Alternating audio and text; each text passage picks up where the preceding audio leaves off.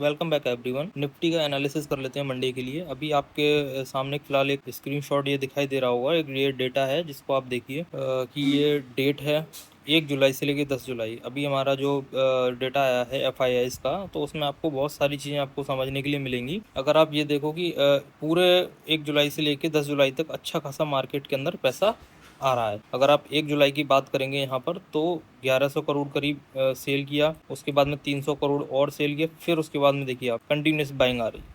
ये देखिए बाइंग आ रही, ये भी बाइंग आ रही। ये बहुत छोटी सी एक गिरावट, मतलब कि आप देख सकते हो छोटी सी एक सेलिंग करी गई है। ये देखो आप कितना अच्छे तरीके से यहाँ पे बाइंग हो रही है कंटिन्यूसली।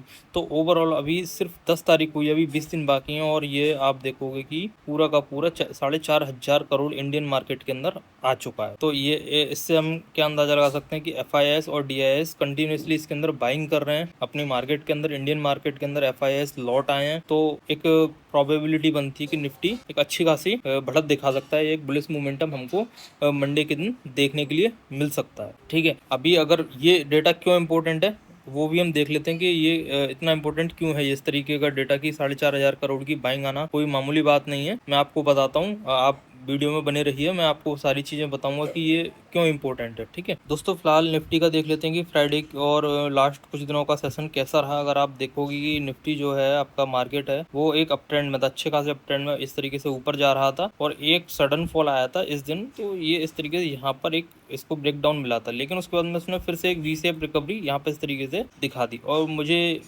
जो लगता है, मेरा प्रेडिक्शन है कि ये ऊपर की साइड में ही जा सकता है। हो सकता है कि मैं गलत हूँ, लेकिन अभी फिलहाल में मुझे यही लग रहा है कि मार्केट यहाँ से ऊपर। दोस्तों अब देख लेते हैं कि फ्राइडे के दिन हमारा क्या सेशन रहा था। एक शॉर्ट में थोड़ा समझ लेते हैं कि जो निफ्टी हमारा गैप अप ओपनिंग के साथ में 24,125 के आसपास में ओपन हुआ। उसके बाद में हाई लगाया है 24,225। ठीक है, आपका ये एक अच्छा खासा ट्रेंड यहाँ पर मिला इस तरीके से, और यही हमने कैच किया।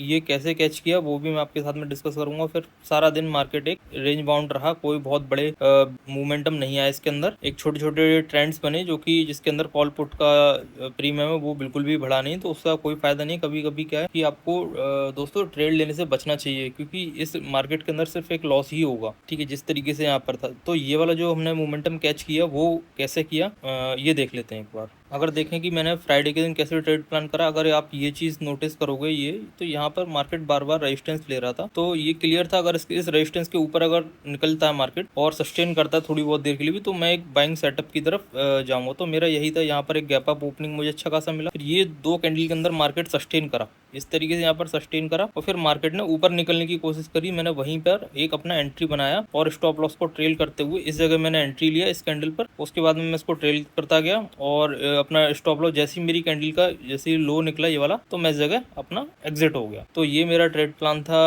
आपका फ्राइडे के दिन के लिए।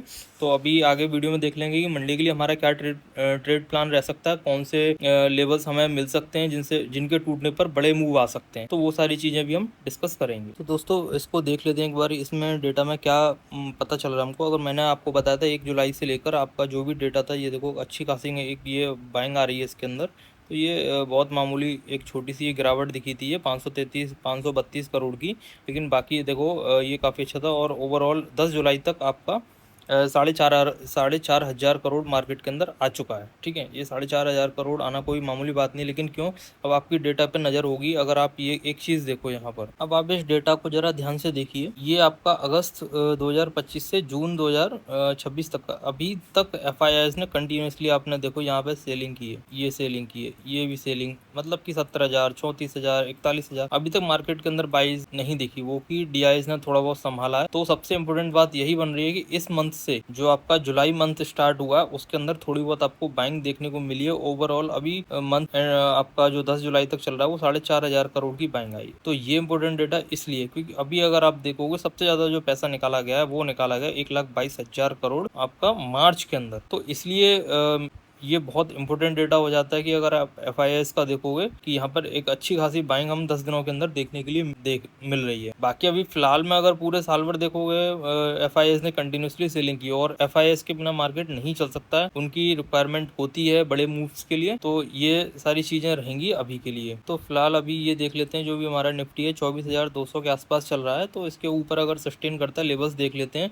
कि मंडे के लिए कौन सा लेवल टूटने पर बड़ा मूव आ सकता है। अगर 24,200 के ऊपर अगर सस्टेन करता है थोड़ी देर भी इस तरीके से और फिर ऊपर निकलने की कोशिश करता है तो मैं वहां पर बाई करने की कोशिश करूंगा। ठीक है, तो उसको मैं ट्रेल कर सकता हूँ। आपका ये बोलते हैं मार्केट कहाँ तक जा सकता है, तो उस चीज को भी देख लेते हैं। सबसे पहला जो लेवल रेजिस्टेंस रहेगा मेरे लिए, मैं उसको जो मानकर चल रहा हूँ वो 24,350 और उसके ऊपर 24,450 के आस। मैं इस लेवल को अभी फर्स्ट रेजिस्टेंस मान के चल रहा हूँ। अगर ये इसके ऊपर यहाँ पर 24,200 के ऊपर सस्टेन करता है तो 24,350 और उसके ऊपर 24,350 के ऊपर अगर निकलने की कोशिश करता है, अगर मार्केट में बुलिश मोमेंटम बना रहा और स्ट्रेंथ बनी रही तो फिर ये 24,450 तक का लेवल भी हमें देखने को मिल सकता है। अभी मैं फिलहाल मार्केट के अंदर बुलिश हूँ।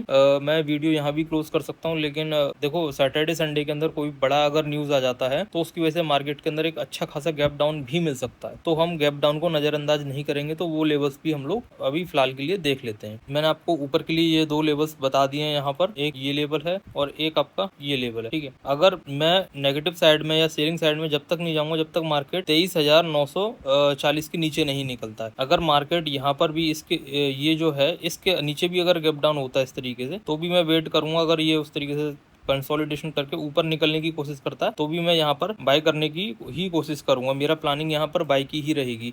अगर कोई बहुत बड़ा नेगेटिव न्यूज आ जाता है तो अगर इसके नीचे अगर सस्टेन करने लग जाता है तो ही मैं सेल साइड के लिए आपका जाऊंगा। ठीक है, ये मेरा जोन सेल साइड के लिए यहाँ पर रहेगा, लेकिन इसके ऊपर मैं बुलिश हूँ। ठीक है, तो जो पहला लेवल्स मुझे मिलेगा यहाँ पर अगर आप देखोगे तो 23,800 और फिर उसके नीचे अगर और ज्यादा सस्टेन करता है तो 23,600 ये लेवल भी आपको आने वाले दिनों में भी देखने को मिल सकता है। तो सबसे पहला जो लेवल आपका रहेगा अगर इसके नीचे निकलता है तो एक ये लेवल है, एक ये है और एक आपका लेवल ये वाला रहेगा 23। अगर 23,950 के नीचे अगर सस्टेन करता है तो 23,800 और 23,800 के नीचे सस्टेन करता है तो 23,600। अभी फिलहाल के लिए सिर्फ यही लेवल्स रहेंगे।